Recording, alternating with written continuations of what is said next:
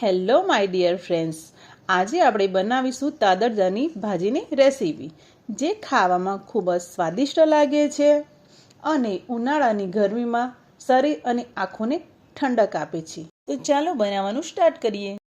તો ભાજી બનાવવા માટે સૌપ્રથમ તાદરજાને કટ કરી લઈશું. પહેલાં આપણે પાછળનો ભાગ કાઢી લઈશું. ભાજી મેં 2 જોડી લીધી છે. આપણે હવે આ રીતે ભાજીને કટ કરી લઈશું. તો હવે આપણે ભાજીને સુધારી લીધી છે, તો આને આપણે સારી રીતે ધોઈ લઈશું. તો ભાજીમાં માટી હોય છે, એટલે આપણે ભાજીને 2-3 વાર પાણીથી ધોઈ લઈશું, જેથી તેમાંથી માટીનો ભાગ હોય તો નીકળી જશે.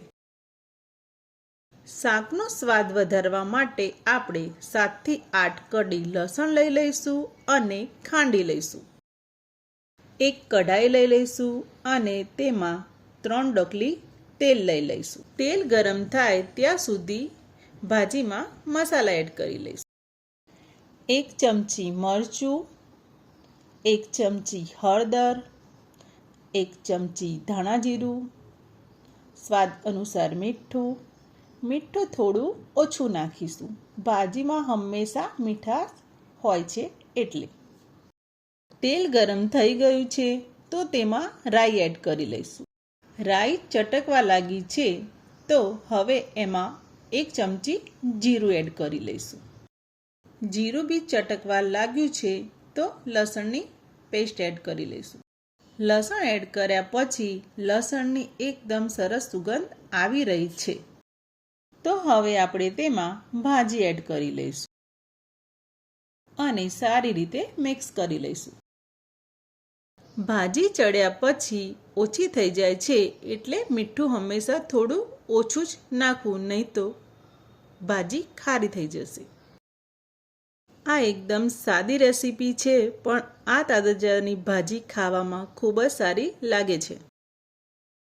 હવે આપણે આને ઢાંકણ ઢાંકીને 7 થી 8 મિનિટ માટે ચડવા દઈશું. 7 મિનિટ પછી ચેક કરીને જોઈએ છે, તો હજુ થોડું પાણી છે, તો ભાજીને આપણે 2 મિનિટ માટે ચડવા દઈશું.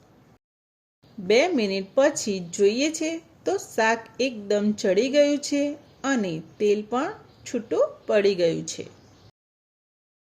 તો એકદમ ગરમા ગરમ તાદરજાની ભાજી ખાવા માટે તૈયાર થઈ ગઈ છે.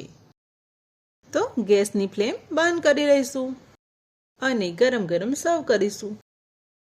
આ તાદરજાની ભાજી ખાવામાં સ્વાદિષ્ટ લાગે છે અને ઉનાળાની ગરમીમાં તાદરજો શરીરમાં ઠંડક આપે છે.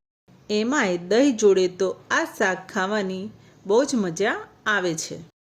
તો તમે પણ આ ઉનાળામાં આ શાક ચોક્કસથી બનાવજો અને તમને મારી આજની રેસીપી કેવી લાગી એ કોમેન્ટમાં જરૂર જણાવજો. મારી રેસીપી તમને ગમતી હોય તો લાઈક કરજો, શેર કરજો, યુટ્યુબમાં સબસ્ક્રાઈબ કરજો, ફેસબુકમાં ફોલો કરજો. તો મળીએ નેક્સ્ટ રેસીપી સાથે. જય શ્રી કૃષ્ણ.